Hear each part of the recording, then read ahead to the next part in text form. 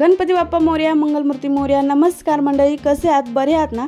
तर पहिल्या दिवशी आरती कशी केली जाते, नैवेद्य काय दाखवला सकाळ संध्याकाळचा, हे सर्व ह्या व्हिडिओमध्ये मी दाखवले। तुम्ही नक्की व्हिडिओ शेवटपर्यंत बघा आणि चॅनलवर नवीन असाल तर नक्की चॅनलला सबस्क्राइब करा। चुलीवरचे मोदक वा किती सुंदर असे बनलेले आहेत, आयटामधलेच आहेत। बाप्पासाठी मी खास चुलीवरचे मोदक बनवून बाप्पाला दाखवलेला आहे। आणि सकाळचा होता करंजा सकाळचा नैवेद्य होता आणि संध्याकाळचे मोदक बनवले होते आणि सर्व जेवण होतं, पण पहिल्यांदा मी मोदक दाखवला आहे। त्याच्यानंतर सर्व आम्ही लोक एकत्र होतो। एकत्र आल्यानंतर आरती वगैरे करायलासाठी सर्व तयारी केली जाते, दिवा वगैरे पेटवला जातो। असं डेकोरेशन आमचं सुंदर होतं। डेकोरेशन आधीच 2 दिवस तयारीला लागलेलं असतं।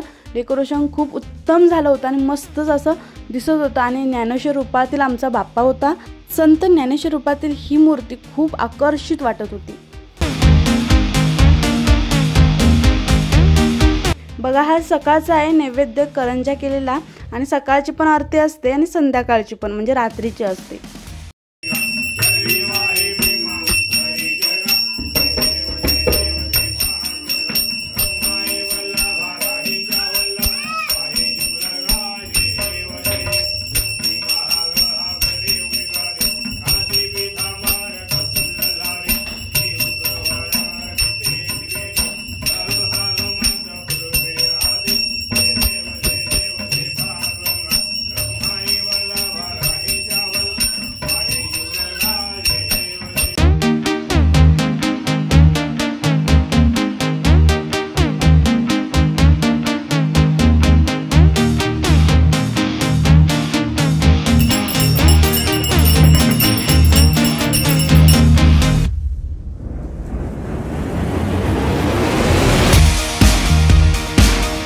शेवटी वर्षभर बाप्पाची आम्ही वाट पाहत असतो आणि ती आतुरता संपते बाप्पा घरी आल्यानंतर। आणि ते दिवस खूप भारी असतात, घर अगदी प्रसन्न होऊन जातं आणि प्रत्येकाच्या चेहऱ्यावर आनंद असतो। आणि ते एकत्र कुटुंब त्याच्यासोबत बाप्पाच्या आगमनाबरोबर सर्व जमा होऊन एकत्र करतात जेवण, सर्व काही सण खूप भारी होतात।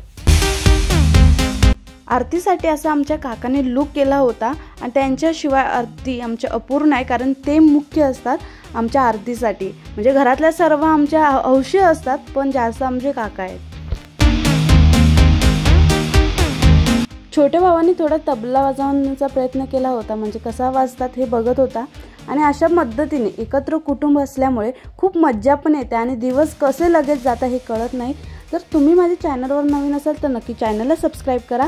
आणि आमचा हा व्हिडिओ म्हणजे गणपती बाप्पाचा हा आरतीचा व्हिडिओ तुम्हाला कसा वाटला नक्की कमेंटमध्ये सांगा। आणि गावाकडची आरती तर तुम्ही पाहिलात, तर गावाकडची ही आरती तुम्हाला कशी वाटली कमेंटमध्ये सांगितल्यानंतर चॅनलला सबस्क्राइब करा। नवीन एक व्हिडिओ घेऊन पुन्हा एकदा भेटूया। धन्यवाद।